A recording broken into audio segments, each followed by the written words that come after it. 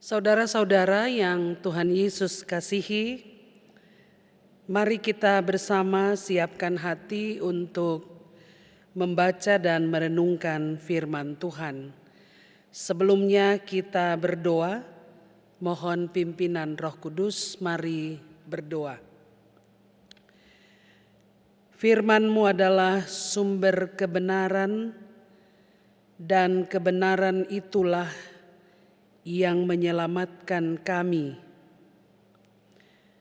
Di hari yang kudus, peringatan kematian Kristus di kayu salib, bersama dengan umat-Mu, kami rindu untuk Tuhan sapa melalui pemberitaan firman-Mu, sehingga kami menemukan berkat-berkat baru dari dalamnya untuk sungguh-sungguh meyakini bahwa Engkau masuk ke dalam kerajaan maut demi dan untuk menyelamatkan kami. Kuasai hamba-Mu dengan kuasa Roh Kudus, sehingga yang disampaikan adalah kekuatan firman Allah yang memberikan kami semangat baru dari waktu ke waktu meneruskan perjalanan hidup beriman kami. Dalam nama Tuhan Yesus, firman yang hidup, kami berdoa. Amin. Jemaat Tuhan, dalam ibadah Jumat Agung hari ini, bersama-sama kita akan dituntun oleh firman Tuhan yang dibacakan dari Alkitab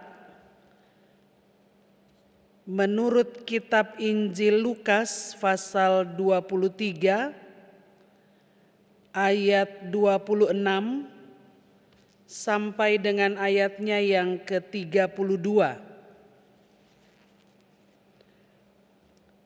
Kitab Injil Lukas pasal 23 ayat 26 sampai 32.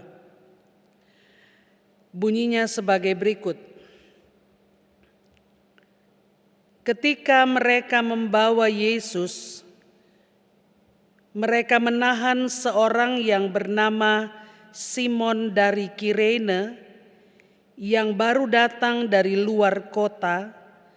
Lalu diletakkan salib itu di atas bahunya supaya dipikulnya sambil mengikuti Yesus. Sejumlah besar orang mengikuti dia, di antaranya banyak perempuan yang menangisi dan meratapi dia. Yesus berpaling kepada mereka dan berkata, "Hai putri-putri Yerusalem, janganlah kamu menangisi aku, melainkan tangisilah dirimu sendiri dan anak-anakmu. Sebab lihat, akan tiba masanya orang berkata, berbahagialah perempuan mandul dan yang rahimnya tidak pernah melahirkan, dan yang susunya tidak pernah menyusui. Maka orang akan mulai berkata kepada gunung-gunung, runtuhlah menimpa kami, dan kepada bukit-bukit, timbunilah kami. Sebab jikalau orang berbuat demikian dengan kayu hidup, apakah yang akan terjadi dengan kayu kering?" Dan ada juga digiring dua orang lain, yaitu dua penjahat untuk dihukum mati bersama-sama dengan dia.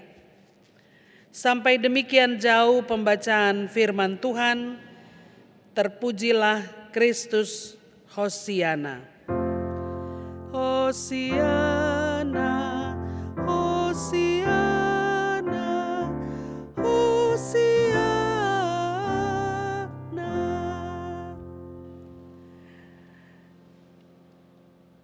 Simon dari Kirene. Ia lahir dan besar di Afrika Utara, menetap di sana sudah beberapa generasi. Ia adalah seorang Yahudi asli dan sejak kecil ia sangat mentaati hukum agama Yahudi tanpa kecuali. Ia pun sangat fasih berbahasa Yunani. Dan saudara-saudara, sebagaimana kebiasaan Yahudi, setiap tahun itu mereka datang dari berbagai kota, mereka berkumpul di Yerusalem untuk merayakan Paskah. Nah, Simon dari Kirene itu ada di Yerusalem di hari Jumat itu, sebenarnya dalam rangka merayakan Paskah Yahudi. Simon dari Kirene tidak pernah mengenal Yesus. Yang dia tahu hari itu di Yerusalem ada 3 orang penjahat yang dibawa untuk digantung di kayu salib. Perlu kita ketahui Bapak Ibu Saudara bahwa beratnya hukuman itu tergantung kejahatan yang dilakukan. Hukuman penyaliban itu sangat jarang terjadi. Kalau sampai ada yang disalibkan, berarti kesalahan yang dilakukan itu sudah berlapis. Ada perbuatan dosa yang sangat mengerikan sehingga orang tersebut harus dihukum mati dengan cara disalibkan. Nah, orang-orang yang mati karena menjalani hukuman salib itu mayatnya, jenazahnya itu dibuang ke lembah Hinon dan di sana dimakan oleh burung gagak. Yesus tidak mengalami itu sebab mayatnya diambil oleh Yusuf dari Arimatea. Saudara-saudara, bisa kita bayangkan kalau jenazah Yesus harus dibuang di lembah Hinon. Bagaimana membuktikan kalau dia bangkit? Tapi ini tidak perlu dilanjutkan sebab itu cerita Paskah ya, cerita kebangkitan. Lembah Hinon itu tempat pelarian Daud ketika ia dikejar Saul. Dan perlu kita tahu juga bahwa di lembah Hinon ini juga mayat Pontius Pilatus dibuang. Sebenarnya Bapak Ibu, kalau malam penangkapan Yesus ia tidak turun ke bawah dari Getsemani, justru ia naik ke atas mengikuti jalur ke lembah Hinon, jalur pelarian Daud itu, pasti ia selamat dari kejaran tentara Romawi. Tetapi justru Yesus turun ke bawah dan akhirnya ditangkap. Saudara-saudara, kita kembali pada perikop bacaan kita. Simon dari Kirene tahu bahwa ini penjahat besar dan ini bukan tontonan mingguan. Bisa jadi 20 atau 30 tahun baru ada lagi hukuman salib. Apalagi ini yang dihukum ada 3 orang sekaligus. Ini unusual, tidak biasa. Karena itu Simon dari Kirene bergabung dengan kerumunan orang banyak. Ya lumayanlah ada semacam tontonan gratis. Tetapi apa yang terjadi Bapak Ibu Saudara? Tahu-tahu ia ditangkap oleh tentara Romawi dan disuruh pikul salib penjahat itu. Seandainya pada waktu itu Simon berani melawan, pasti dia lakukan. Tapi kenyataannya ia tidak berani melawan sebab kita tahu bersama bahwa kalau dia melawan tentara Romawi akibatnya dia akan mati. Supaya Simon tetap hidup, maka satu-satunya jalan Dia harus memikul salib penjahat itu. Dan Bapak Ibu, kalau dilukiskan, kalau digambarkan, kalau dipraktekkan, luar biasa beratnya salib itu. Dan yang dipikul oleh Simon dari Kirene itu batang yang panjang, batang vertikal. Batang horizontalnya itu diikat di tangan penjahat. Jadi kita bisa bayangkan Bapak Ibu, yang dipikul oleh Simon dari Kirene itu adalah balok yang akan berdiri sebagai tiang pancang. Berdiri untuk menampung penjahat yang akan disalibkan itu. Simon memikul salib penjahat itu. Pada waktu itu yang dia tahu. Ia tidak tahu salib siapa yang ia pikul, yang ia tahu adalah ia memikul salib penjahat. 3 hari sesudah peristiwa itu, barulah Simon tahu bahwa yang ia pikul itu adalah salib Tuhan. Bapak Ibu saudara-saudara, pertanyaan bagi kita, apa pertimbangan tentara Romawi sehingga mereka memilih Simon dari Kirene di antara orang banyak itu? Apakah tentara Romawi kenal dia sebelumnya, atau mungkin tentara Romawi tahu bahwa dia TO, target operasi? Jawabannya pasti tidak, sebab tidak ada penjelasan rinci tentang semua ini. Berarti Bapak Ibu Saudara, Simon dari Kirene itu dipilih secara acak, random. Kena lagi pas apes. Tapi yang random bagi manusia ternyata itu pilihan Tuhan dalam rencananya. Yang dia pikir itu kehendak manusia ternyata kehendak Tuhan. Jelas bagi kita bahwa sesungguhnya pilihan Tuhan atas Simon dari Kirene bukan acak, bukan random. Kalau nampak seperti acak, iya, tapi tidak pernah acak. Pilihan itu pasti dan final. Nah, dari sisi tentara Romawi, pilihan atas Simon Kirene itu random, tetapi dengan cara itulah pilihan Tuhan sedang berlangsung. Kita tahu sekarang bahwa Allah turut bekerja dalam segala sesuatu untuk mendatangkan kebaikan. Roma 8 ayat 28. Jadi Allah turut bekerja atas pilihan itu. Simon dari Kirene tidak pernah membayangkan bahwa namanya akan disebut di sepanjang segala abad. Simon dari Kirene, setiap kali nama Yesus yang disalibkan itu diberitakan, orang akan mengingat nama Simon dari Kirene. Dan dalam proses penyaliban Yesus kita melihat penetapan Allah dengan sampel Simon dari Kirene.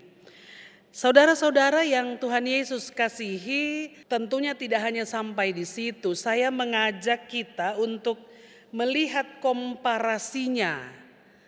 Dan yang akan dikomparkan itu adalah Yudas. Jadi yang akan dibandingkan dengan Simon dari Kirene itu adalah Yudas. Yudas menjual Yesus itu pilihan manusia atas dirinya dan atas kehendaknya sendiri. 30 keping perak Yudas pikir itu banyak. Begitu ia sadar, uang itu dikembalikan. Tetapi apa yang terjadi saudara-saudara? Imam-imam kepala bilang, tidak diperbolehkan memasukkan uang ini ke dalam peti persembahan sebab ini uang darah. Dan sesudah berunding mereka membeli dengan uang itu tanah yang disebut tanah tukang periuk untuk dijadikan tempat pekuburan orang asing. Itulah sebabnya tanah itu sampai pada hari ini disebut tanah darah. Kita bisa lihat di kitab Injil Matius pasal 27 ayat 5 sampai 8. Nah saudara-saudara, sia-sia semua yang dilakukan Yudas. Itu pilihanmu memang enak. Tapi akibatnya apa? Bunuh diri di tali gantungan. Yudas menjual Yesus diawali dengan ciuman dan diakhiri dengan tali gantungan. Awalnya memang senang, diakhiri dengan kematian. Berbeda dengan Simon dari Kirene. Benarlah Mazmur 126 mengatakan, mungkin ada yang tahu lagunya ya. Kalau ada yang tahu lagunya bisa menyanyi bersama-sama dengan saya. Berbahagialah yang menabur dengan tangis, ia akan menuai dengan sorak-sorai. Berbahagialah yang menabur dengan air mata, pasti dia akan pulang dengan bersorak-sorai, membawa berkas-berkasnya. Jadi Bapak Ibu, benarlah orang atau berbahagialah orang yang menabur dengan mencucurkan air mata, dan itulah Simon dari Kirene.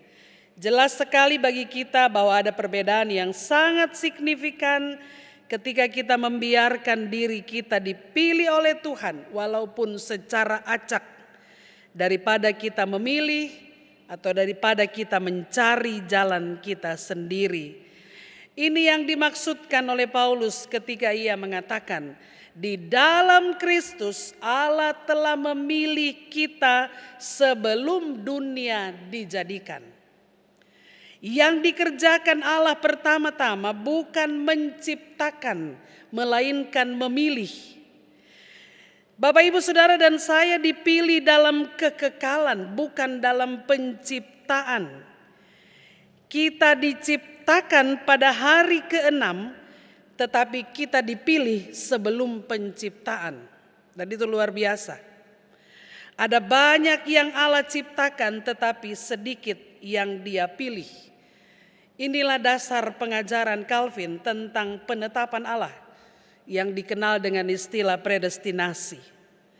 Itulah perbedaan pilihan atas Simon dari Kirene dan Yudas sebagai murid Yesus. Nah Bapak Ibu Saudara-saudara, selain perbedaan pilihan antara Simon dari Kirene dengan Yudas, ada satu lagi cara Allah memilih manusia untuk diselamatkan, yakni dengan cara menyebut nama, dengan cara memanggil nama kita. Dengan kata lain, saya mau katakan, kalau di doa ibu saja nama kita disebut, Tuhan mendengar, apalagi kalau Tuhan yang menyebut atau kalau Tuhan yang memanggil nama kita. Masih ingat ceritanya, siapa yang namanya dipanggil Tuhan, lalu dia keluar setelah 4 hari sudah dikubur? Lazarus. Itulah cerita Lazarus yang dibangkitkan. Karena menyebut nama Lazarus, Yesus harus disalib. Perbuatan membangkitkan Lazarus itu yang membuat Yesus harus naik ke atas kayu salib.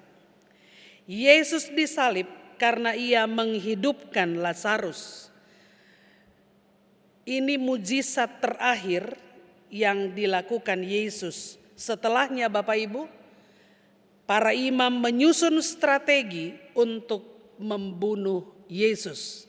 Baca Yohanes pasal yang ke-11. Bagi para imam ini ancaman, mereka akan kehilangan popularitas dan Yesus akan menjadi semakin terkenal. Orang buta melihat, orang timpang bisa berjalan, ini biasa saja. Dan banyak orang punya kekuatan ilmu yang melakukan hal yang sama. Tetapi kalau sudah sampai orang mati dibangkitkan, bagi para imam besar ini bahaya dan ini yang harus dihentikan. Karena itu Yesus harus segera dihukum, Yesus harus segera disalib. Saya ingat ada cerita tentang ketika pertama-tama Injil masuk di wilayah Sentani, Papua. Pada waktu itu para sending datang dan berjumpa dengan kepala suku, punya kepala lagi namanya atau yang disebut Ondo Api. Untuk memberitakan tentang kebesaran Yesus dalam kehidupan manusia dan dunia atau untuk memberitakan Injil. Lalu sang kepala suku ini, Ondo Api besar ini katakan, apa yang kau tawarkan atau apa yang kau bawa? Cerita apa yang kau bawa tentang orang yang kau katakan besar ini? Lalu para sending itu, para pemberita Injil katakan, yang kami mau ceritakan itu adalah Yesus. Dia pernah memberikan makan 5.000 orang hanya dengan 5 roti dan 2 ikan.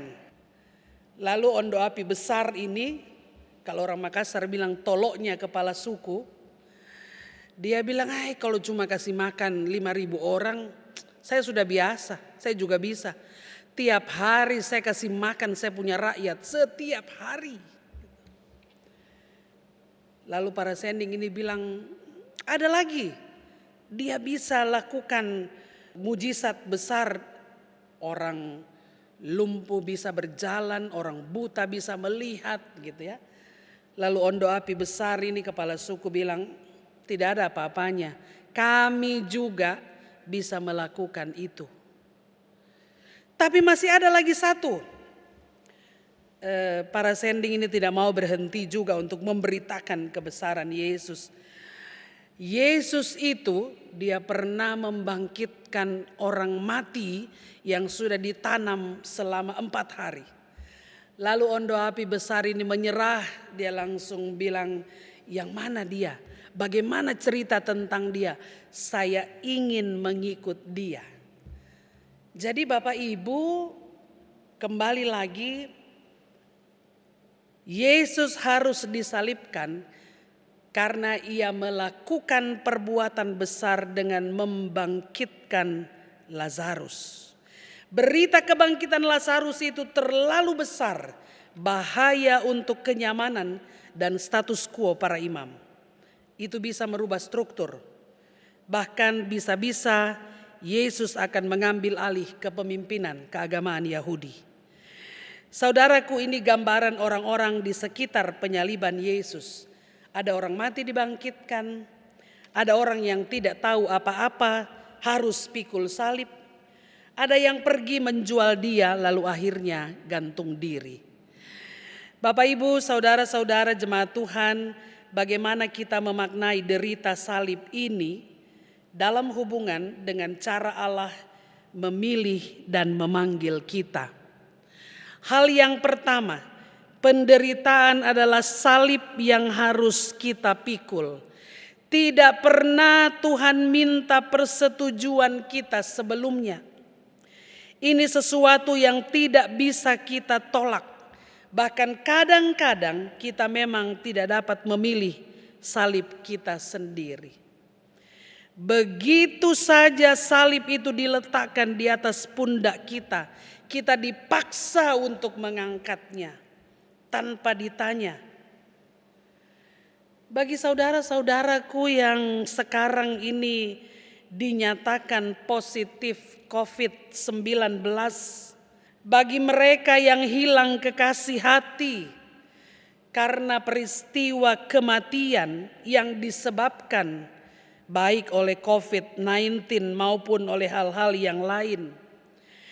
Bagi kita yang mungkin mengalami penderitaan dalam bentuk lain, kepada saudara, kepada kita, Tuhan tidak pernah tanya, mau enggak corona? Mau enggak sekarang ini mati? Mau enggak penderitaan? Tuhan tidak pernah tanya itu. Mau tidak mau kita harus menerimanya. Itulah Simon dari Kirene. Tapi bila kita mau memanggulnya dan berjalan bersama dia, salib itu tidak akan begitu terasa menekan pundak. Tanpa kita sadari, tanpa Simon Kirene sadari, tiba-tiba ia sudah sampai di Golgota. Tanpa kita sadari, tiba-tiba kita sudah sampai di ujung penderitaan itu. Ketika kita sampai di ujung, kita tahu apa maksud Tuhan. Minta pada Tuhan agar kita sampai di ujung, memikul pergumulan itu agar kelak kita menang. Kebangkitan Yesus membuat Simon terangkat.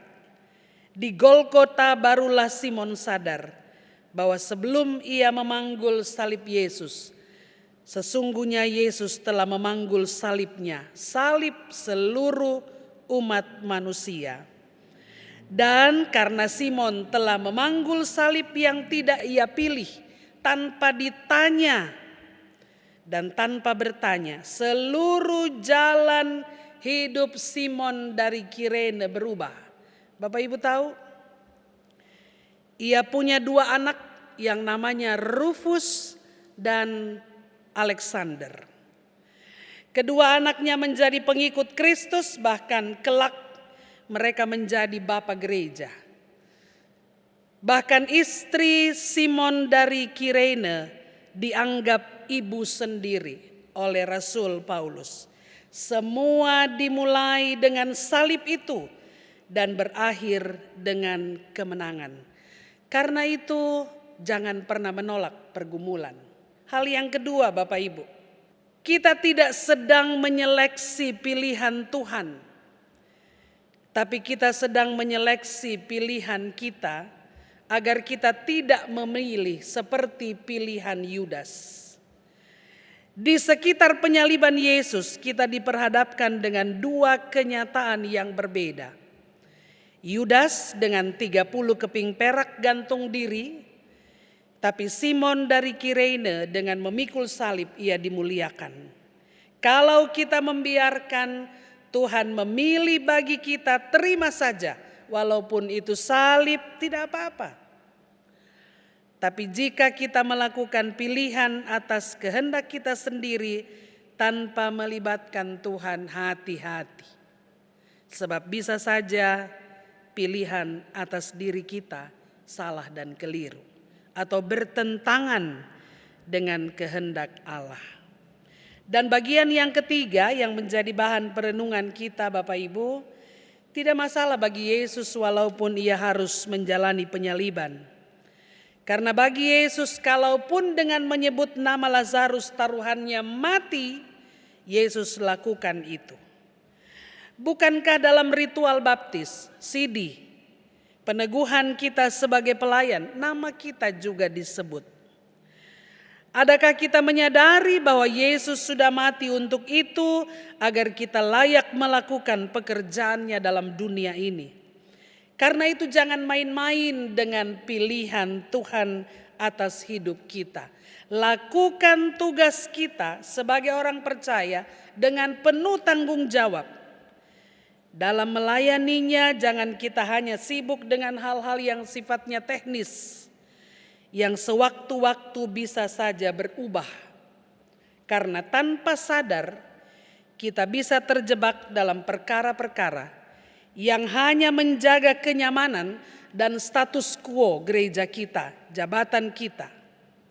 Kita lupa bahwa kita mengemban tanggung jawab sebagai orang percaya karena Yesus menyebut nama kita dan untuk itu ia harus mati di salib. Saatnya Bapak Ibu Saudaraku kita menyembah Dia. Kita memanggil namanya sebagaimana ia menyebut dan memanggil nama kita untuk menerima anugerah keselamatan yang ia sediakan. Mari kita maknai derita dan kemenangan salib Kristus. Mari kita menjawab pilihan Tuhan atas diri kita dengan tetap setia dalam situasi dan kondisi apapun. Dan saat ini, mari bersama-sama kita mengambil bagian dalam pelayanan perjamuan kudusnya. Tuhan memberkati kita sekalian. Amin. Saatnya kita akan mengambil bagian dalam pelayanan sakramen perjamuan kudus. Sebelumnya perlu diperhatikan beberapa hal berikut. Yang pertama, yang diperkenankan untuk mengambil bagian dalam pelayanan sakramen perjamuan kudus ini adalah warga sidi jemaat. Yang kedua, roti dan anggur akan dibagikan secara serentak kepada tiap anggota keluarga. Saya akan memandu kita semua untuk makan roti dan minum anggur. Demikian beberapa penjelasan. Jemaat, mari siapkan hati untuk menikmati pelayanan sakramen perjamuan kudus.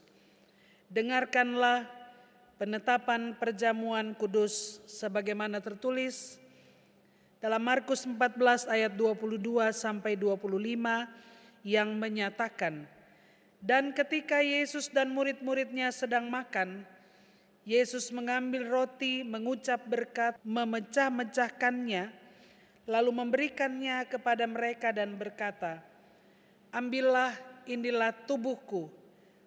Sesudah itu ia mengambil cawan, mengucap syukur, lalu memberikannya kepada mereka, dan mereka semuanya minum dari cawan itu.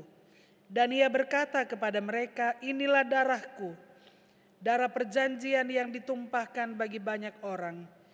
Aku berkata kepadamu, sesungguhnya aku tidak akan minum lagi hasil pokok anggur sampai pada hari aku meminumnya, yaitu yang baru dalam kerajaan Allah. Kiranya damai sejahtera Tuhan memenuhi persekutuan kita. Damai sejahtera bagimu, damai sejahtera bagimu. Mari kita berdoa. Ya Bapa pencipta dan Raja semesta, kami bersyukur karena Engkau layakkan kami hadir dalam perjamuan kudus ini untuk mengingat rayakan kematian dan kebangkitan Kristus demi memulihkan dan menyelamatkan kami. Kepadamu kami persembahkan tubuh kami sebagai persembahan yang hidup, yang kudus, dan yang berkenan kepadamu. Allah Bapa pengasih, kami mohon kiranya oleh kuasa Roh Kudus, kami dikenyangkan dan disegarkan dengan roti dan anggur yang menghidupkan, yakni tubuh dan darah Tuhan Yesus. Biarlah kami juga selalu diberi makan dan minum oleh Dia, yang adalah Allah sejati dan manusia sejati. Sehingga kami tidak lagi hidup di dalam dosa, melainkan tetap tinggal dan hidup di dalam Tuhan, dan Tuhan tinggal di dalam kami. Ya Allah Tuhan kami, Engkau menghendaki agar kami semua menjadi satu. Tolonglah kami agar kami selalu hidup bersekutu dengan sesama dalam cinta kasih dan persaudaraan yang tulus, agar dunia percaya bahwa Engkaulah Tuhan dan Juru Selamat. Sebab seperti roti dan anggur yang telah terkumpul menjadi satu makanan di atas meja perjamuan kudus ini, demikianlah ya Tuhan, himpunkanlah gereja-Mu yang tersebar di seluruh muka bumi ke dalam kerajaan-Mu. Ya Bapa Rahmani, Engkau telah memberikan sukacita dan damai sejahtera oleh anugerah Tuhan Yesus Kristus. Bimbing dan kuatkan kami, agar kami mampu meneruskan sukacita dan damai sejahtera-Mu kepada orang lain, dengan memberitakan tentang kematian dan kebangkitan Tuhan Yesus sampai Ia datang. Kami mohon dalam nama Tuhan Yesus yang telah mengajarkan kami berdoa. Bapa kami yang di sorga, dikuduskanlah nama-Mu, datanglah kerajaan-Mu, jadilah kehendak-Mu di bumi seperti di sorga. Berikanlah kami pada hari ini makanan kami yang secukupnya, dan ampunilah kami akan kesalahan kami, seperti kami juga mengampuni orang yang bersalah kepada kami. Dan janganlah membawa kami ke dalam pencobaan, tetapi lepaskanlah kami daripada yang jahat.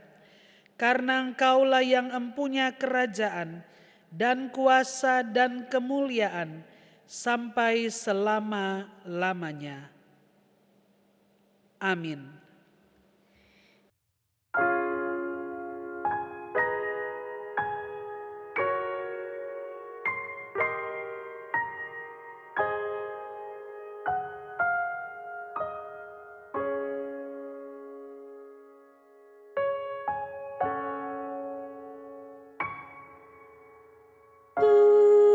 Serahkan pada Tuhan tubuh, nyawa, jiwaku. Cuma aku hendak hidup bagi Dikau, Tuhanku. Tubuh, nyawaku, roh dan jiwaku, ku serahkan sia Tuhan, sambut hamba-Mu.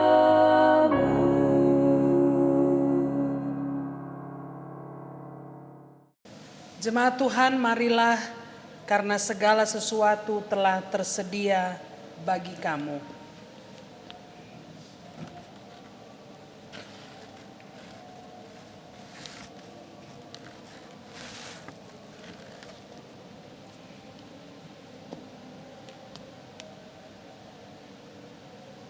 Jelang Yesus disalibkan bersama dengan para murid-Nya, Ia mengambil roti, mengucap syukur atas berkat yang dianugerahkan Allah, memecah-mecahkannya dan berkata, "Inilah tubuhku yang telah dikorbankan bagi kamu."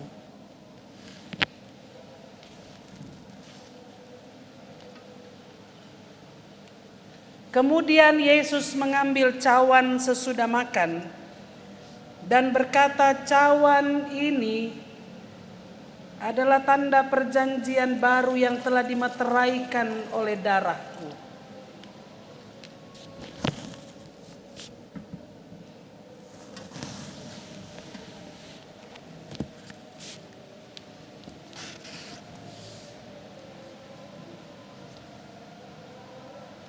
Ambillah, bagikanlah kepada persekutuan umat Tuhan."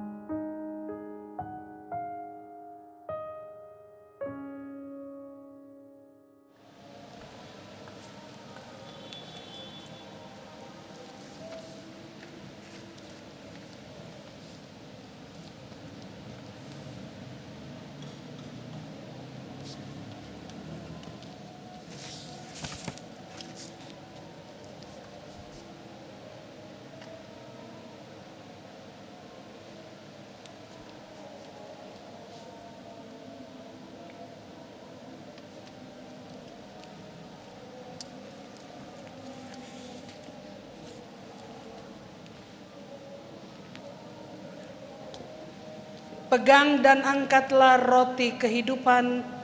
Katakan, terpujilah Kristus yang telah mengorbankan tubuhnya.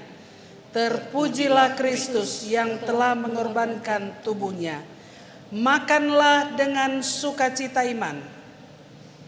Ingat dan tetaplah percaya bahwa tubuh Tuhan Yesus telah dikorbankan untuk penebusan dan keselamatan kita.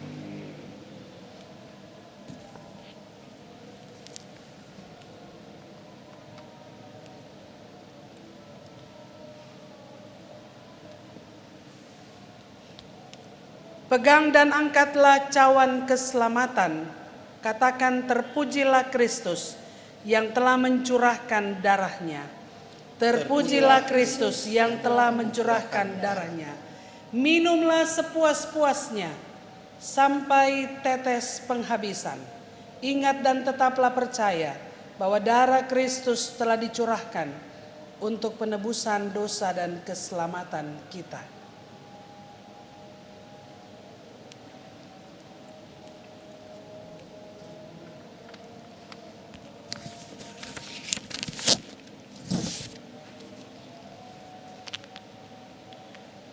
Dengarkanlah pembacaan Alkitab dari 1 Petrus pasal 4 ayat 7 sampai dengan ayat yang ke-11. Kesudahan segala sesuatu sudah dekat. Karena itu kuasailah dirimu dan jadilah tenang, supaya kamu dapat berdoa. Tetapi yang terutama, kasihilah sungguh-sungguh seorang akan yang lain, sebab kasih menutupi banyak sekali dosa. Berilah tumpangan seorang akan yang lain dengan tidak bersungut-sungut.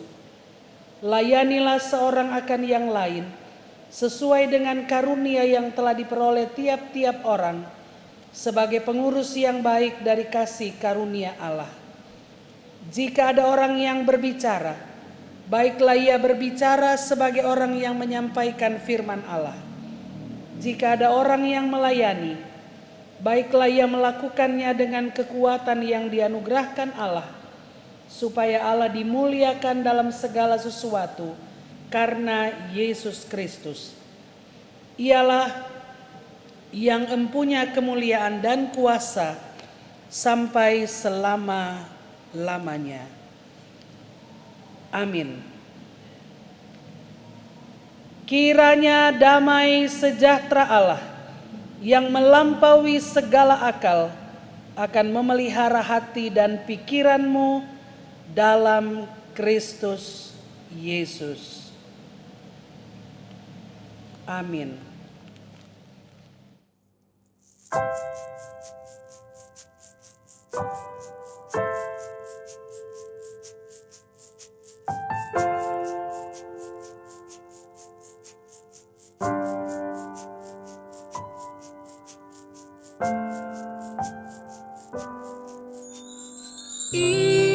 Inginkah kau ikut Tuhan, ikut salib?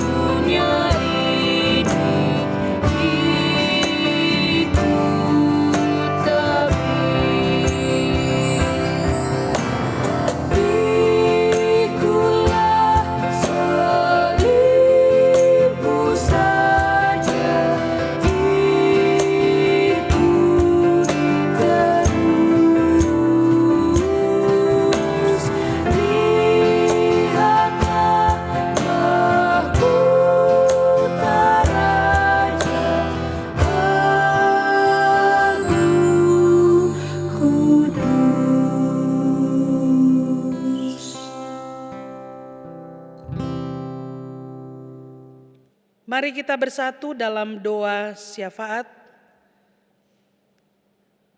dan dilanjutkan dengan doa persembahan. Kita berdoa.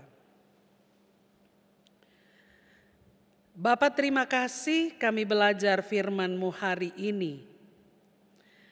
Walaupun dalam kenyataan kami harus melakukan ibadah perjamuan kudus, ibadah Jumat Agung di rumah kami masing-masing, tetapi Tuhan menyediakannya bagi kami. Dan dalam situasi dan kondisi apapun, kami boleh menikmati persekutuan dengan Engkau, persekutuan dengan firman-Mu, baik firman yang tidak kelihatan maupun firman yang kelihatan. Sebagai orang percaya, kami bersyukur Engkau memilih kami dari sekian banyak manusia di dunia ini. Engkau memilih kami ada dalam persekutuan orang percaya kepadamu. Dan biarlah kami bertanggung jawab atas pilihan Tuhan dengan tetap hidup dalam ketaatan dan kesetiaan kepada Tuhan. Terima kasih Bapa, firman-Mu sudah berhenti diberitakan. Tapi kami percaya Roh Kudus akan terus bekerja untuk memberikan pemahaman yang benar dan memampukan kami melakukan firman-Mu. Kami tetap berdoa bagi pergumulan manusia di dunia ini, pergumulan bangsa-bangsa menghadapi pandemi COVID-19. Bapa di surga, situasi dan kondisi begitu mencekam. Ada begitu banyak orang ketakutan. Tapi kami belajar firman-Mu hari ini. Kami perlu menjaga situasi dan kondisi kami baik. Tapi jikalau di antara kami ada yang harus menanggung derita akibat terpapar virus ini, kami belajar firman-Mu Bapa. Itu bagian yang harus dipikul dalam perjalanan kehidupan kami, kehidupan manusia. Itu bagian yang tidak dapat ditolak. Sebab Tuhan menyatakan itu untuk semakin menguatkan begitu banyak orang dalam persekutuan yang benar dengan Tuhan. Ada begitu banyak model penderitaan di mana tanpa ditanya atau tanpa bertanya, Tuhan menaruh itu di pundak kami. Dan kami belajar dari apa yang terjadi dalam kehidupan Simon dari Kirene. Buah-buah yang dia terima akibat segala sesuatu yang dia lakukan dalam persekutuan dengan Kristus justru mendatangkan kebaikan bagi keturunannya, bagi keluarga besarnya, bagi orang-orang yang ada di sekitarnya. Karena itu Bapa, biarlah kami tetap ada dalam ketaatan dan kesetiaan kepadamu. Menghadapi situasi dan kondisi sekarang ini, kami tidak hanya bergumul dengan pandemi virus COVID-19. Tapi ada begitu banyak orang, bahkan kami bergumul dengan situasi finansial kami, tiap pribadi maupun tiap keluarga. Tetapi ya Bapa, kami belajar hari ini kembali bahwa ketika Tuhan memilih kami, bahkan sebelum dunia ini dijadikan, sesungguhnya Tuhan sudah menyediakan begitu banyak hal baik untuk kami nikmati dan alami. Biarlah menghadapi masa-masa sulit kami tidak jatuh dalam dosa keputusasaan, tetapi terus berjuang, terus berserah, terus hidup dalam iman dan pengharapan kepada Tuhan. Kami berdoa bagi para pasien yang sudah ditetapkan baik ODP, PDP maupun positif COVID-19. Hiburkan mereka, kuatkan mereka Bapa untuk berjuang melawan kekuatan virus ini. dengan tetap berimankan Engkau, dengan tetap bersemangat menjalani hari-hari kehidupan. Hiburkan keluarga-keluarga yang bergumul dan berduka karena kehilangan orang-orang yang mereka cintai melalui peristiwa kematian. Tolong mereka Tuhan, pulihkan kehidupan mereka sehingga mereka boleh melanjutkan hidup dan tetap percaya bahwa Tuhan tidak merancang kecelakaan, tapi Tuhan merancang masa depan yang penuh damai sejahtera. Kami berdoa bagi hidup kami berbangsa dan bernegara, semua yang diupayakan oleh para pemimpin bangsa kami untuk melawan kekuatan virus ini dan menekan penyebarannya. Mari Bapa Engkau karuniakan hikmat. Bahkan kami menyadari pemimpin bangsa kami tidak dapat bekerja sendiri. Kami harus membantu mereka dengan tetap berada di rumah dan menjaga hidup kami bersih. Karena itu biarlah ada kerjasama yang baik dalam kehidupan kami sebagai warga masyarakat dan bangsa dengan para pemimpin bangsa kami. Gereja Tuhan yang terus menyatakan kebesaran dan kemuliaan-Mu melalui mimbar-mimbar gereja, bahkan memanfaatkan media sosial untuk dapat menyebarkan kebenaran firman Tuhan. Kau berkati Bapa, sehingga kehadiran gereja tetap dirasakan kekuatannya, bahkan kehadiran gereja boleh menyatakan kehadiran Allah dalam kehidupan manusia dan dunia, dalam kehidupan kami di tiap keluarga kami masing-masing. Kami percaya bahwa Tuhanlah yang menuntun gereja-Mu boleh senantiasa memberikan penguatan bagi persekutuan jemaat Tuhan dimanapun kami berada. Terima kasih Bapa di surga, kehidupan kami sebagai pribadi dan keluarga kami juga pertaruhkan dalam tangan Tuhan. Jaga lindungi kami, bentengi kami dengan kuat kuasa-Mu agar kami tetap dimampukan untuk terus berjaga-jaga dan berdoa dan percaya bahwa Kristus sudah memilih kami untuk diselamatkan, walaupun untuk itu dan karena itu Kristus harus mati di kayu salib untuk menebus kami dan memberikan kami masa depan baru senantiasa.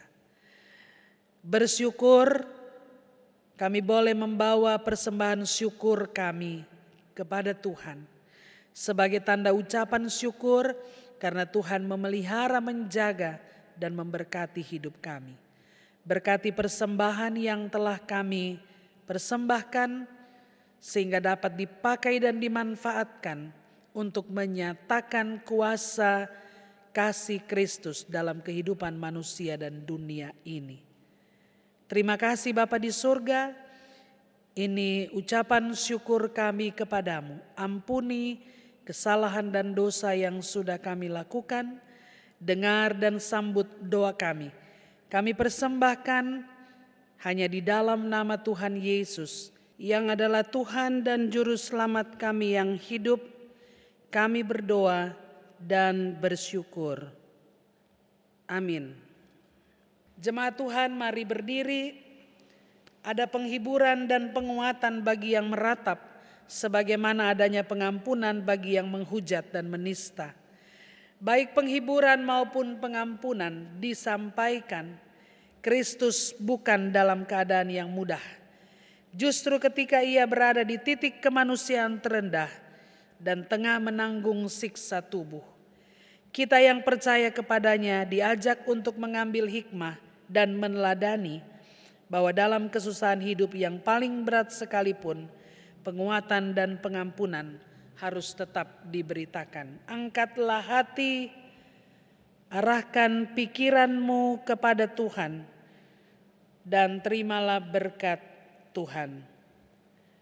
Kasih karunia dan damai sejahtera dari Allah Bapa kita dan dari Tuhan Yesus Kristus dalam persekutuan dengan Roh-Nya yang kudus menyertai dan memberkati saudara sekalian sekarang ini sampai selama-lamanya. Amin.